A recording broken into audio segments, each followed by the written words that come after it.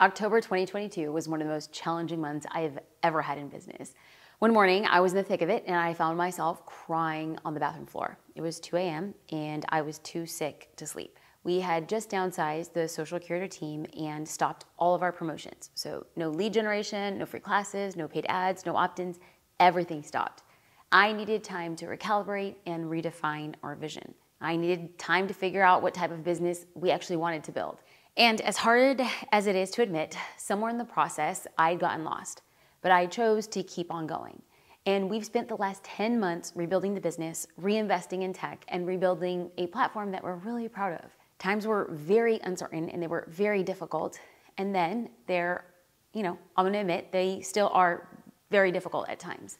But without those times, we wouldn't have the state-of-the-art software that we have today.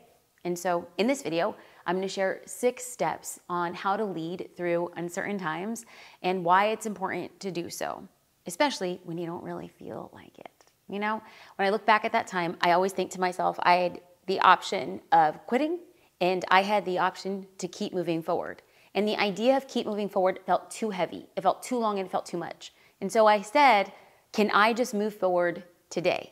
And then the next day I woke up and I asked myself, can I move forward today? And I'm sitting in front of you saying that every day I simply make the decision in that day to keep on moving forward.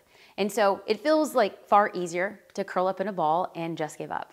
But before that becomes a thought, I want to say one thing.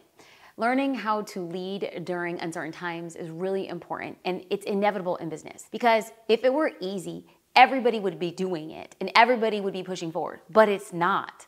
Learning how to lead during these times, these awful, terrible times, well, they empower us to grow and get better and develop a better product or service. And you get to serve your clients and customers even better. Leading during these times is also how you build your street credibility, your resilience, and trust in your business. And you build trust in your industry. Now let's discuss 6 steps to choosing to lead each day. The first step is focusing on your vision. I want you to stay rooted on where you're going.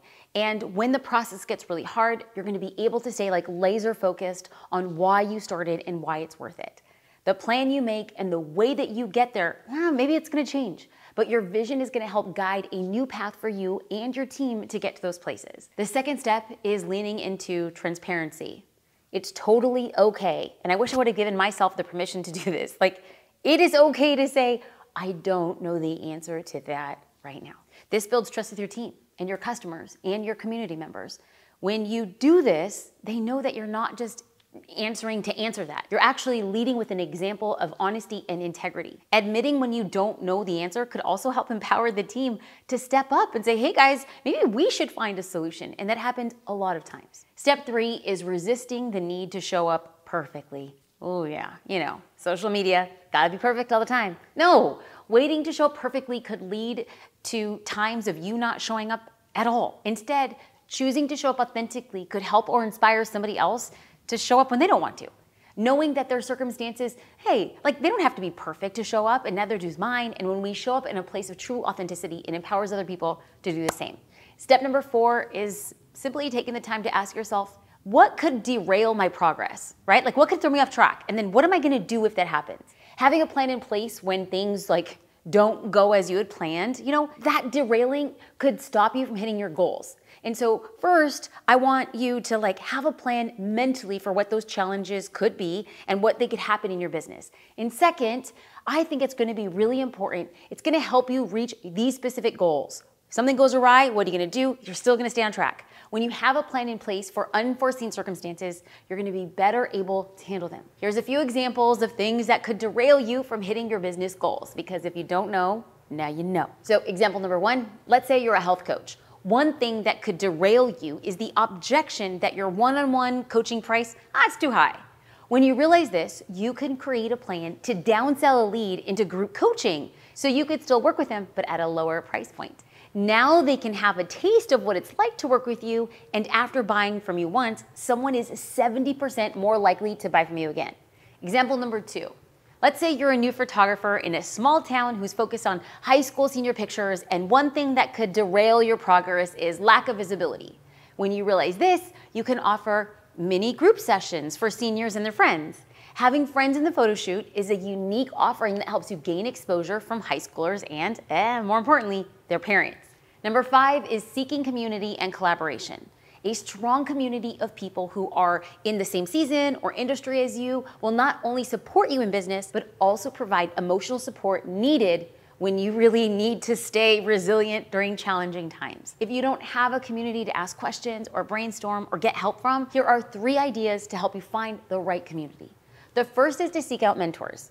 Like, I know it might be a little pricey, but if you can afford it, hiring a mentor is or has been where you want to be to help you guide your business. If you can't invest in a mentor right now, seek out their free resources. Like, honest to God, I have had the best mentors for free.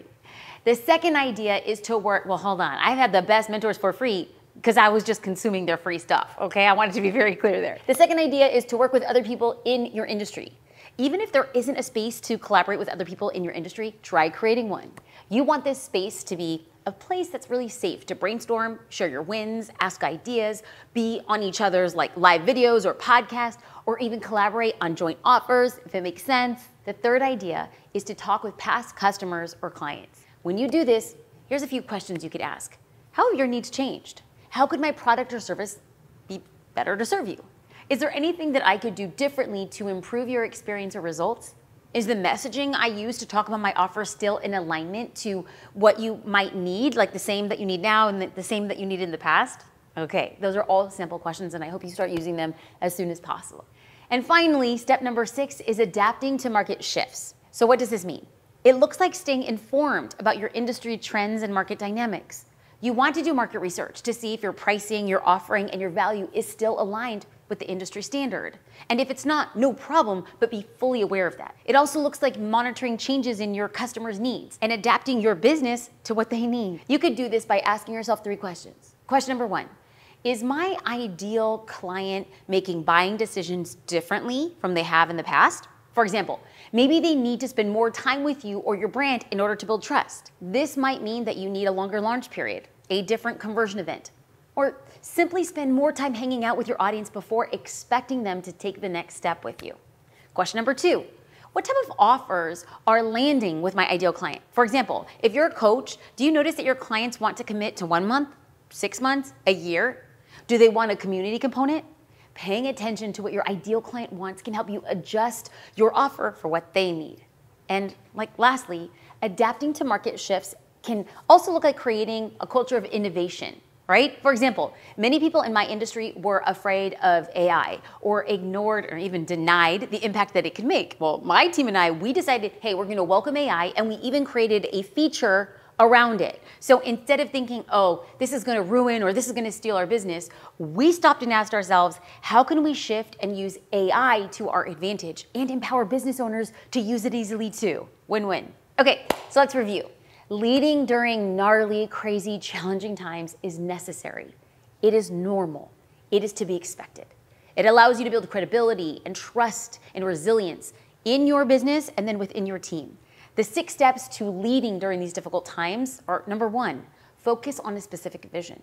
Number 2, leaning into transparency with your team and audience and being okay saying, I don't know the answer right now. Step number 3, resisting the need to show up perfectly. Number 4, asking yourself, what could derail my progress and what do I plan to do about that? Number 5, seeking community and collaboration for brainstorming and support.